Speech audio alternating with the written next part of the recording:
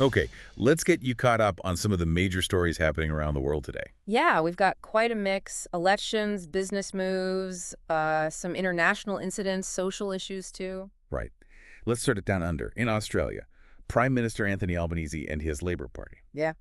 Well, they've pulled off a pretty significant win. Yeah, really exceeded expectations. They're looking at a, substantial majority, maybe around 86 seats. That's quite a turnaround. It really is, especially defying that incumbency curse you sometimes see. Exactly. And on the flip side, the Liberal National Coalition, led by Peter Dutton. A tough night for them. A thumping defeat, really. And Dutton himself lost his seat after, what, 24 years? 24 years, yeah. He accepted full responsibility for the loss. There were swings to Labor pretty much across the board. Interesting. Does this signal maybe a pause in that trend of voters moving away from the big parties? Could be. It seems cost of living issues, healthcare, housing were really front and center. Yeah. And international relations, specifically Donald Trump, seemed to play a role too. Well, former PM Malcolm Turnbull mentioned that comparing Dutton to Trump, it just didn't land well with voters, apparently. Right.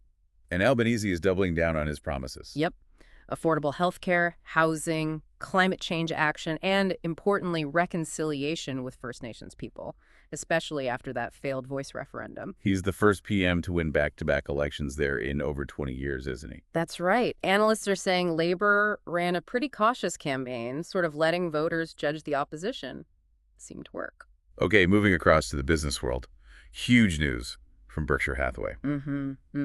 Warren Buffett, 94 years old, is stepping down as CEO at the end of the year. Wow. End of an era. Who's taking over? Vice Chairman Greg Abel. Buffett built Berkshire into this, $1.16 trillion giant. It's incredible. Companies like Geico, Dairy Queen, big stakes in Apple, Coca-Cola. Exactly. And the announcement itself at the annual meeting in Omaha, apparently it even surprised Greg Abel. Huh. Despite his wealth, fourth richest person, right? Yeah. He's famous for living modestly. Yeah, same house for over 65 years, and he's been quite vocal against things like President Trump's tariffs, advocating for global trade. Speaking of Trump, there was some controversy around an image he posted. Yes. An AI-generated image of him dressed as the Pope, it definitely drew criticism. From who? The New York State Catholic Conference, for one, they put out a statement on X. The Vatican, though, declined to comment. What was the Trump campaign's response? His press secretary defended it, emphasizing his respect for Pope Francis and his support for Catholics. It comes, of course, as the Vatican is thinking about the eventual conclave to choose Francis's successor. Okay. Shifting scenes dramatically over to Brazil. Wait. Lady Gaga. Yes. Huge crowds on Copacabana Beach in Rio. A massive free concert. How many people are we talking? Estimates were up to 1.6 million. Fans were incredibly excited, very emotional about her message of, acceptance and being yourself. Sounds like quite an event. Yeah. Now, back to Europe. Romania is holding another election. That's right, a rerun of their presidential election. The first vote back in November was annulled. Why was that? Allegations of fraud and, interestingly, Russian interference. The winner of that first round, a radical outsider named Kalin Georgescu, he's actually barred from this rerun. So, who are the main contenders now? You've got the nationalist, George Simeon, several centrists like Nika Serdan, Crin Antonescu, Elena Lasconi, and a few others. And what are the polls suggesting? Simeon might come out on top in this first round, which would likely lead to a runoff vote around May 18th. This election is being watched closely, I imagine. Very closely. In European capitals, Washington, Kyiv, Moscow, Romania is strategically important. Think weapon transit to Ukraine, NATO air bases, U.S. missile defense systems. Domestic issues. Public resentment over supporting Ukrainian refugees is definitely a factor, something Simeon has tapped into. Plus, the U.S. just canceled a visa waiver deal, which adds another layer. And the diaspora vote could swing it. Potentially, yeah. Many have already voted. Also, the interim president opened up the presidential palace to the public, which was quite popular. Okay. Some grim news now from Sweden. Yes, tragically, 3 young men, aged between 15 and 20, were shot dead at a hair salon in Uppsala. Just before the Walpurgis Festival. Exactly. Witnesses saw a masked suspect fleeing on an electric scooter. Police have made arrests 6 people, ranging in age from under 18 to 45. Any connection to gang crime? Police are investigating that link, though they're currently treating it as possibly an isolated incident. Sweden has been dealing with a rise in gun crime connected to gangs, worryingly involving younger people. Is the government responding? That they've proposed some tough measures, like wiretapping children to prevent gang recruitment and tightening gun laws. The festival did go ahead, but with a heavy police presence. Such a tragedy. Let's move to South Sudan now, another disturbing report. Yes, an attack on a hospital run by Doctors Without Borders, MSF, and a local market in Old Fankak. How bad was it? At least 7 people killed, 20 injured.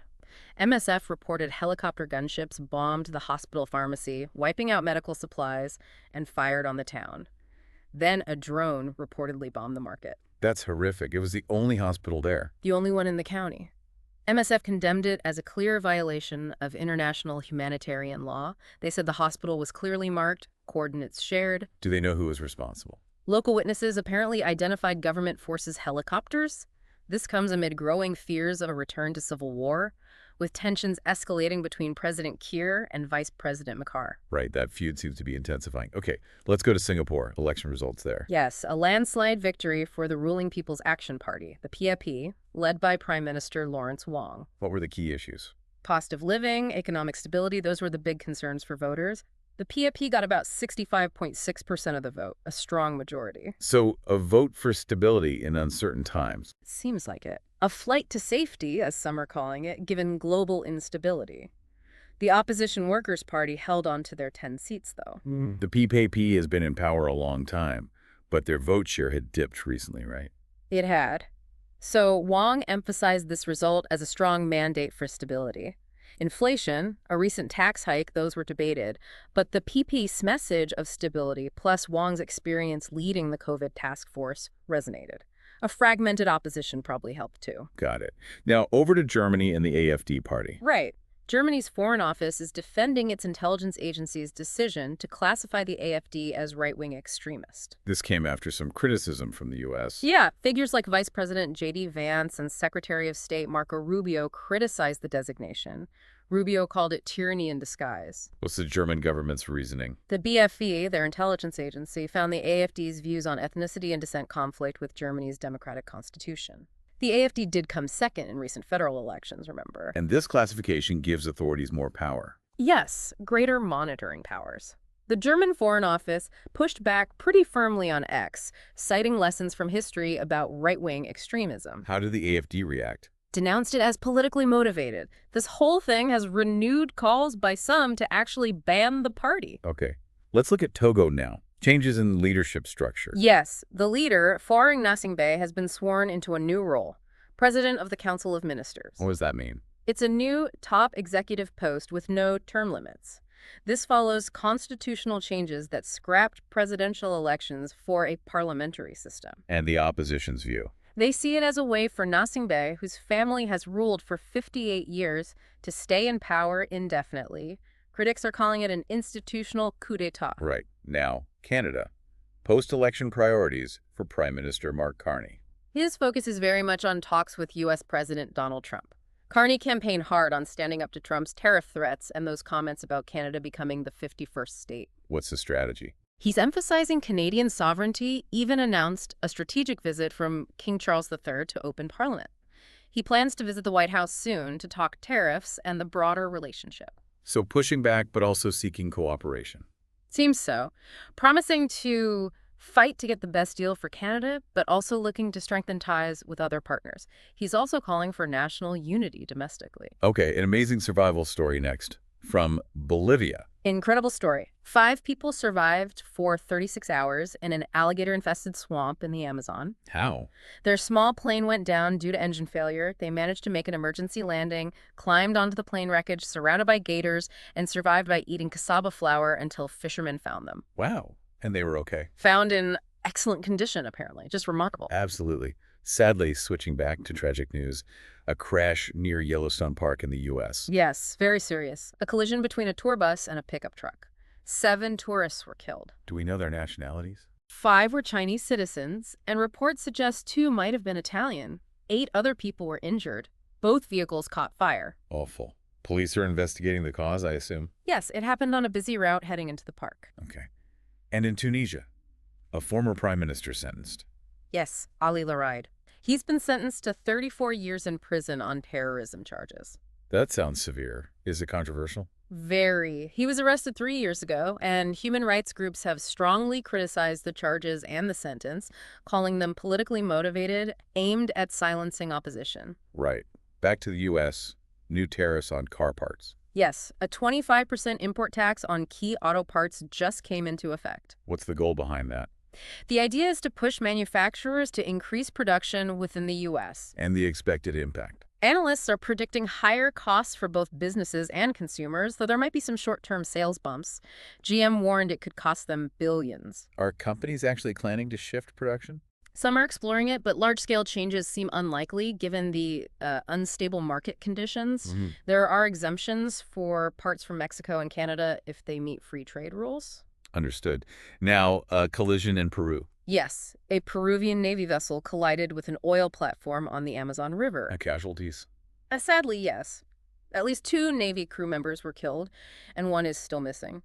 The collision caused severe damage. Both the Navy and the platform owner, Perenco, are investigating. Okay.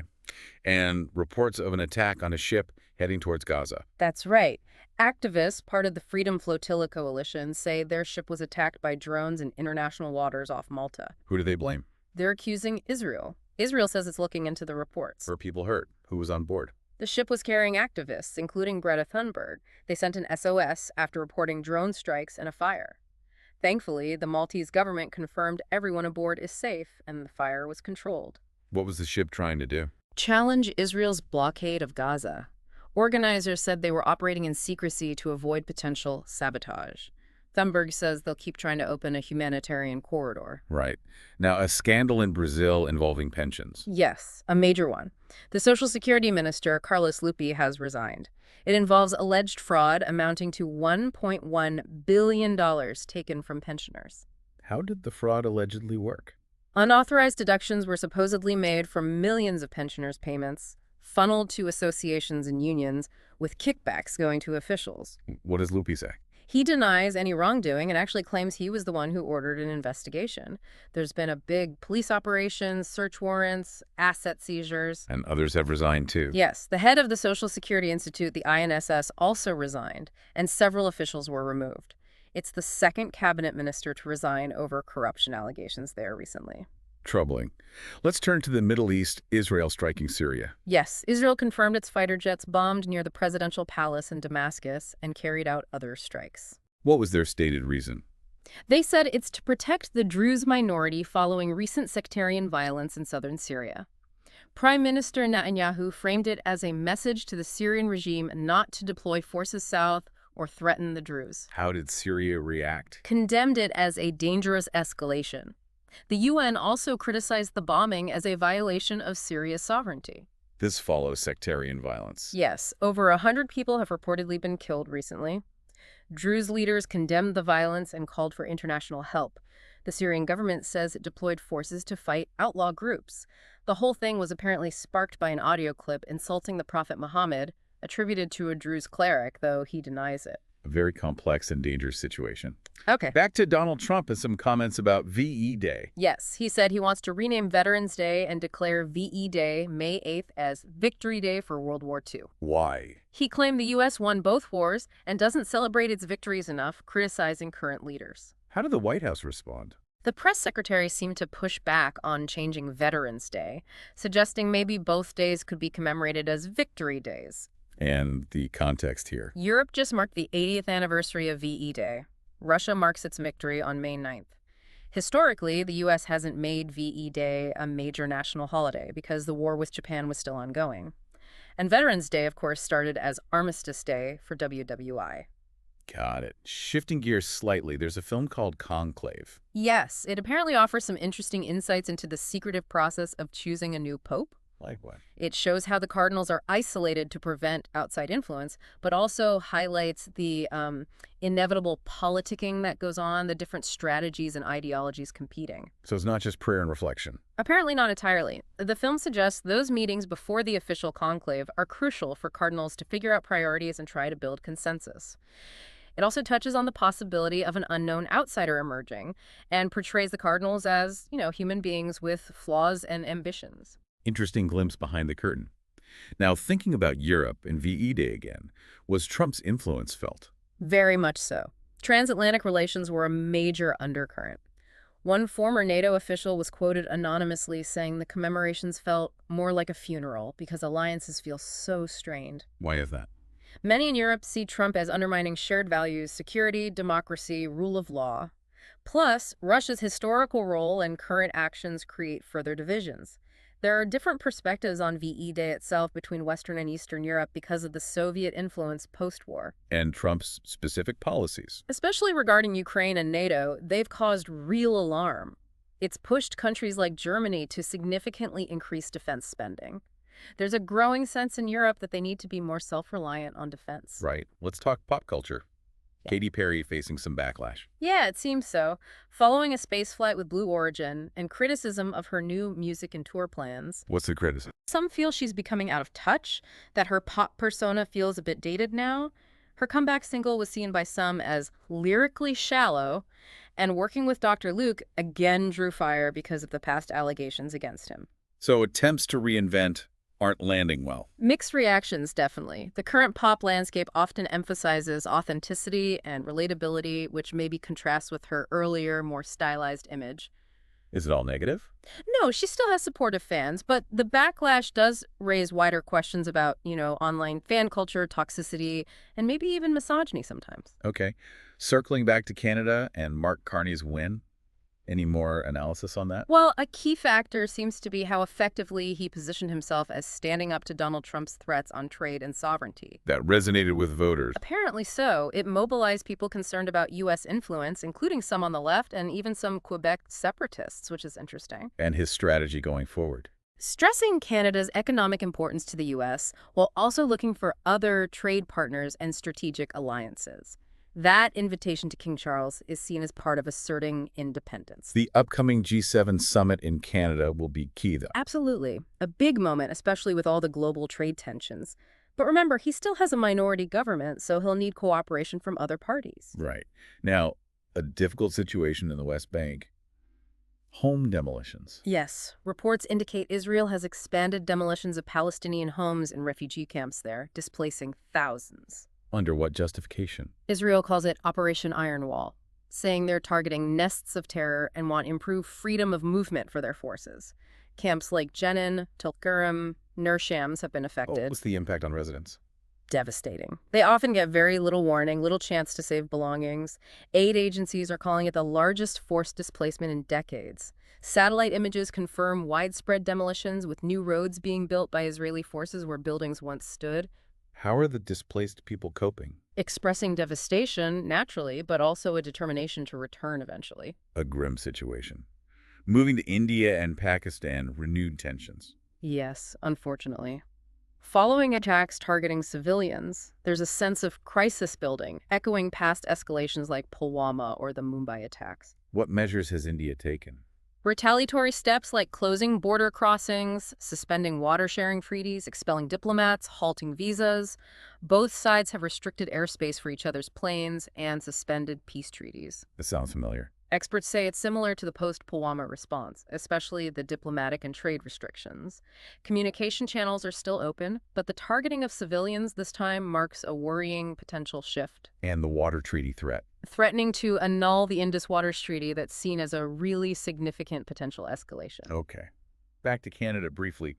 The Conservatives dealing with their loss. Yeah, they're trying to figure out what went wrong, especially after holding big leads in the polls for so long. Questions about the leader, Pierre Poilievre. Yes, especially since he lost his own seat. His leadership is being questioned, though reports suggest he still has strong support within the caucus for now. Any finger-pointing? Some are criticizing Ontario Premier Doug Ford, suggesting he didn't offer enough support federally. Others point to Poilievre's combative style maybe not uniting enough conservative voters. There are calls for soul-searching and finding a way to build a broader coalition. Right. An investigation now into migrant smuggling across the Atlantic. A harrowing one. It tracked a people smuggler allegedly behind a crossing where about 50 migrants died. Who is he? Identified as Fadi Gujar. He apparently used social media quite openly, even posting pictures with migrants who later died on the journey. Mauritania has become a key departure point for this dangerous route. What did survivors say? They reported being lied to about the safety of the route, then facing starvation and violence on the boat. Gujar allegedly charged thousands of dollars per person. Have authorities caught him? Pakistani authorities have identified him as involved. His recent social media posts suggest he was in Azerbaijan. Police reports detail money he collected, and tragically, he's believed to still be arranging these crossings. Just awful. Yeah. Finally, let's return to Gaza. Food shortages worsening. Critically so. Community kitchens there are warning they could run out of food within days. This follows 2 months of an Israeli blockade. Israel closed all crossings. Yes, back in March when they resumed their military offensive, it stopped essential goods getting in. UN agencies say they've basically run out of their food aid stocks. Is there international pressure? Growing pressure on Israel to lift the blockade. Warnings about mass starvation, even potential war crimes. Hundreds of thousands of Gazans depend on these community kitchens. What are the kitchens facing on the ground? Empty warehouses. Finding basic ingredients, cooking fuel, it's becoming incredibly difficult and expensive. Aid workers are pushing back against any allegations of aid being diverted by Hamas, stressing their monitoring. And the desperation. There are reports of looting starting, driven by sheer desperation. Aid workers are making urgent appeals. Reopen the crossings now to prevent a complete humanitarian catastrophe. So, looking back at today's news, it really paints a picture of significant upheaval and challenge across the globe, doesn't it? Major political shifts, economic realignments, and these deeply concerning humanitarian crises. Absolutely. From Australia to Singapore, political landscapes are changing. Then you have figures like Buffett stepping down, Trump's continued influence, and the tragic costs of conflict in places like South Sudan, Syria, and Gaza. It's a lot to take in. It really is. And as we wrap up this overview, maybe something for you to think about is this. With all these interconnected global events, from elections to conflicts to economic pressures, what's the responsibility we all have as individuals, as nations, when it comes to addressing humanitarian crises, especially those that feel far away or politically complicated?